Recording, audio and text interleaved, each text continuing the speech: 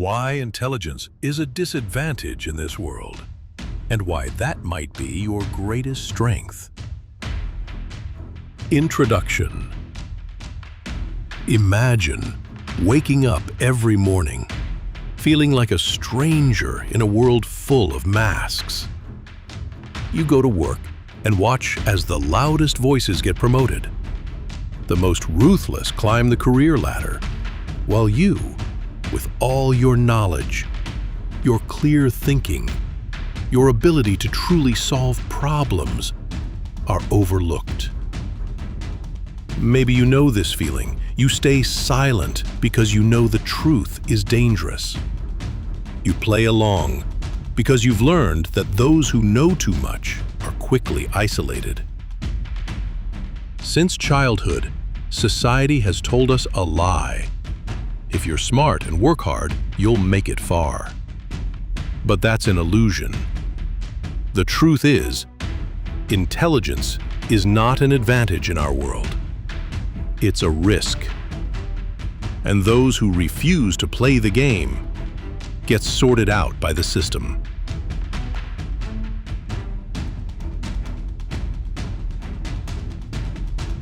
Chapter 1. The Big Lie of Meritocracy. We live under the belief in so-called meritocracy, a fancy word pretending that performance and intelligence are rewarded. But look around. Who sits in boardrooms? Who shapes politics? Who controls media and society? It's not the wise, not the forward-thinking, not those with the best ideas. It's the conformists, those who have mastered networking, learned to flatter, perfected the art of playing the game. The philosopher Arthur Schopenhauer once said, "Talent hits a target no one else can hit. Genius hits a target no one else can see. But what happens when you see what others refuse to see? You're called difficult, arrogant, inconvenient. Your talent isn't nurtured. It's seen as a threat." Decades of studies confirm this. A high IQ doesn't guarantee success. In fact, many highly intelligent people underperform. Why? Because success in this society isn't determined by intelligence. It's determined by adaptability. The American sociologist Lawrence J. Peter nailed it. In a hierarchy, every employee tends to rise to his level of incompetence. The famous Peter Principle, the reason so many organizations are run by mediocre leadership. Chapter 2. Intelligence as Social Isolation. The smarter a person is, the harder it often is to fit in. Historical studies back this up. The famous Terman study, which tracked gifted children for decades, revealed a surprising truth. Many of them didn't end up as successful entrepreneurs or fulfilled family people. They often ended up isolated, misunderstood, some even depressed. Psychologist Letta Hollingworth, a pioneer in giftedness research, wrote back in the 1920s, "Children of extraordinary intelligence are like strangers in a country where no one speaks their language." And this doesn't end with childhood. Even as adults, many remain outsiders. Conversations at the office coffee machine feel banal. Team meetings painfully shallow. And when you try to contribute real deep ideas, you're not celebrated, you're ridiculed or ignored. This leads many intelligent people to silence. They withdraw because they've learned, say what everyone wants to hear, or say nothing at all. But silence breeds loneliness. And loneliness becomes an invisible wall that paralyzes even the brightest minds. Chapter 3. The Mechanics of Mediocrity. Why is it that companies and institutions often promote those who know the least? Why do the loudest, most naive individuals climb to the top?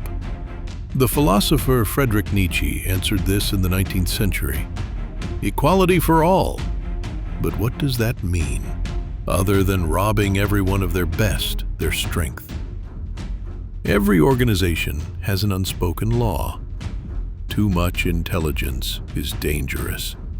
Those who question decisions disrupt peace. Those who see patterns before anyone else are troublemakers. Mediocrity gets rewarded because mediocrity is comfortable. It doesn't challenge the existing power structures. There's also a psychological mechanism at play. Most people feel threatened by intelligence. They don't see smart individuals as opportunities. They see them as mirrors reflecting their own limitations. And what do we do with mirrors we don't like? We smash them. Chapter 4. The Price of Truth. Maybe you've experienced this yourself. What happens when you speak the truth? You ask one inconvenient question in a meeting. Suddenly, you're not a team player. You criticize a bad decision. You're negative. You propose a better solution. You're labeled arrogant. Philosopher Immanuel Kant said, "Have the courage to use your own reason." But courage has a price. The world doesn't love thinkers. It loves obedience. Thinkers ask questions, and questions challenge authority. And nothing scares authority more than losing control. That's why truth-tellers are rarely rewarded. They're silenced. Chapter 5. Emotional Intelligence. The Missing Piece. You might say, then you just have to play smarter. And it's true. Emotional intelligence is often more important than raw intellect. Studies show the most successful people aren't necessarily the smartest, but those who can read and influence emotions. But here's the trap. Many highly intelligent individuals struggle with shallow social games. They despise small talk, see through manipulation, and refuse to participate. This makes them honest, but also vulnerable. Chapter 6. History and Geniuses. The Curse of Clarity. History is filled with geniuses who weren't celebrated. They were rejected, persecuted, or misunderstood. Galileo Galilei was forced by the church to recant his discovery that Earth orbits the sun. His crime? Being too smart to believe the powerful's lies. Socrates, perhaps the wisest man of his time, was sentenced to death because he asked questions Athens didn't want to hear. Giordano Bruno, a visionary thinker, burned alive for seeing truths others couldn't even grasp. The world doesn't reward truth.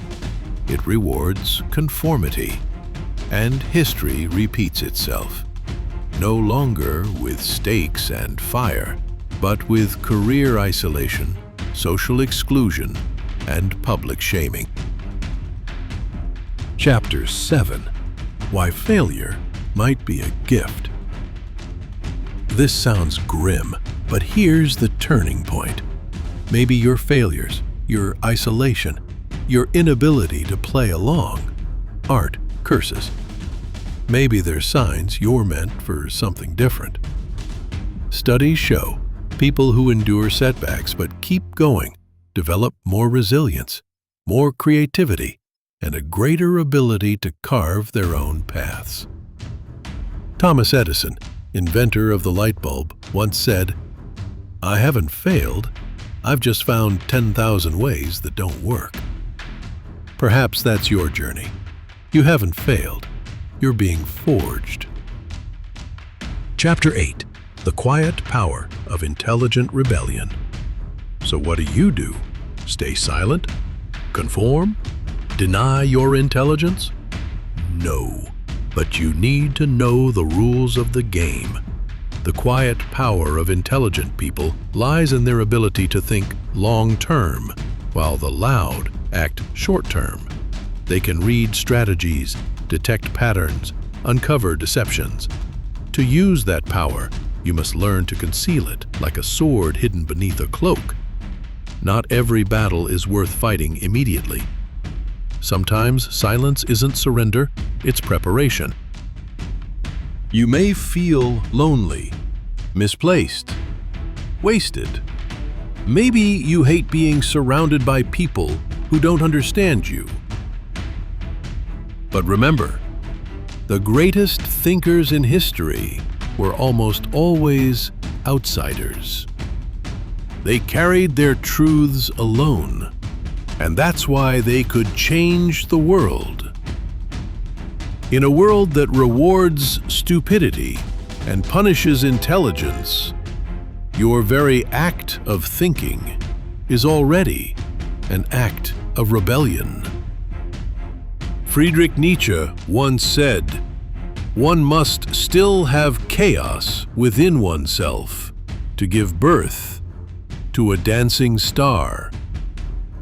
Maybe your chaos, your pain, your alienation is exactly that. The beginning of a star the world has yet to see. Chapter 9. The Culture of Silence. We've learned that intelligent people remain silent. We learned it because we had to. At some point, we understood. In a world of mediocrity, speaking up makes you enemies, so we stay quiet. But silence is a dangerous state. Silence is like a poison that slowly corrodes your soul. When you watch, day after day, how stupidity shapes decisions, how power is abused, how injustice is protected, and you say nothing, a part of you dies. Johann Wolfgang von Goethe said, "The truth must be repeated again and again because error is constantly preached around us." But what happens when truth is repeated?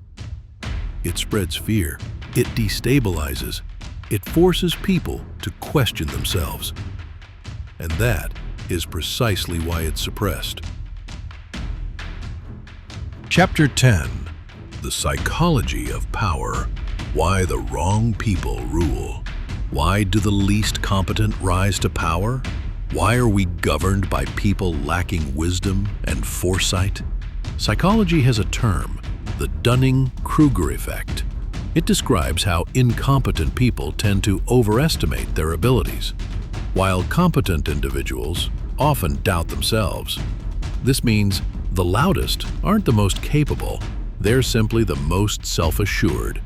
They push to the front, seize leadership, while the truly skilled hesitate because they understand complexity, because they reflect, because they take responsibility seriously. Plato saw this problem centuries ago.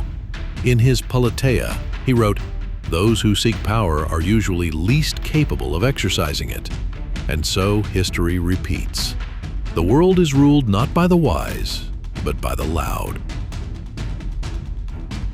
Chapter 11. The Emotional Trap of Intelligence. High intelligence comes with heightened sensitivity. You see more, hear more, feel more, and that makes you vulnerable. In groups, you perceive intrigues, lies, the small deceits people use to feel good. But when you point them out, you're not celebrated, you're hated. Franz Kafka described this feeling of isolation perfectly. "I am like a beetle on its back, flailing and unable to get back on its feet." Many intelligent people feel just like that, stranded in a world that doesn't speak their language. Feeling different, they retreat, build walls, let no one in. Chapter 12. Intelligence and Loneliness, a Necessary Bond. But loneliness isn't just a curse. It can also be a gift. Arthur Schopenhauer said, "The more a person is for themselves, the more they are for others." The greatest ideas in human history didn't emerge from meetings, open offices, or political committees. They were born in silence, in solitude, often in pain. Isaac Newton laid the foundations of modern physics while isolated in the countryside during the plague. Friedrich Nietzsche wrote his most important works alone in the mountains, far from society. Albert Einstein developed the theory of relativity mostly in solitude while working as a clerk at a patent office. Loneliness is not the end. It's the soil from which true insight grows. Chapter 13. Society's fear of intelligence. Why does society fear intelligence? Why is it mocked, suppressed, even hated? Because intelligence means freedom, and freedom is what power structures fear most. An intelligent person can't be easily controlled. They question orders, challenge rules, recognize manipulation. They're hard to dominate. So the system builds mechanisms to keep bright minds small. Bureaucracy, hierarchies, conformity pressure, social shaming. Hannah Arendt once said, "Where everyone lies, the truth becomes power." And that's what they fear, that intelligent people will speak the truth and shake the foundations of power. Chapter 14. The self-sabotage of the smart. But let's be honest, many intelligent people sabotage themselves. They refuse to play the game, reject networking, consider themselves too honest for politics. They won't lie, so they stay silent. They won't manipulate, so they retreat. The problem is, in a world playing by different rules, you lose if you only know your own. That doesn't mean you must betray your values, but it does mean you must understand the game, even if you choose not to play it fully. Chapter 15. The Path Out of the Labyrinth. So what can you do? How can an intelligent person survive in a foolish world without losing themselves? It begins with awareness. You must accept that the world isn't fair, that intelligence isn't rewarded. Only when you let go of this illusion can you act. Then you need strategy. Not every truth must be spoken immediately. Not every battle must be fought now. Sometimes it's wiser to protect the truth until the right moment. And finally, you must merge intelligence with courage. Courage to walk unpopular paths. Courage to start your own projects. Courage to stop waiting for recognition from people who will never understand you. Chapter 16. The Invisible Community of Bright Minds. And here lies a glimmer of hope. You are not alone. Even if it feels that way, there are others like you. People who see too much, know too much, feel too deeply to just play along. They stay quiet because they've learned loudness is dangerous, but they exist in every city, every country, every generation. What happens when these bright minds find each other, unite their voices, speak truth together? History shows us the Enlightenment began with small circles of thinkers daring to speak of freedom and reason. Humanity's great revolutions didn't begin in palaces. They started in humble gatherings of people who thought differently. Even in the darkest dictatorships, there were always brilliant minds forming underground networks of truth. Chapter 17. The future belongs to the unadapted. We live in times when conformity is dangerous. The world is changing rapidly. Systems are collapsing. Truth is harder and harder to distinguish from lies. In such a world, it won't be the conformists who find solutions. It will be the outsiders, the nonconformists, the uncomfortable thinkers willing to swim against the current. Albert Camus said, "The free person is the one who can say no." We need people who say no to stupidity, to injustice, to blind power, and that is the mission of intelligent, bright minds. Closing this section. You might feel wounded, broken, full of doubt. But remember, your ability to doubt is not a flaw. It's proof of your clarity of thought. The world may try to belittle you, silence you, push you to the margins, but one thing it cannot do: extinguish your light. And maybe, if enough bright minds find the courage to speak their truth, one day the darkness won't be strong enough to swallow us anymore. Thank you for being here. I heard something. I have to leave quickly. See you.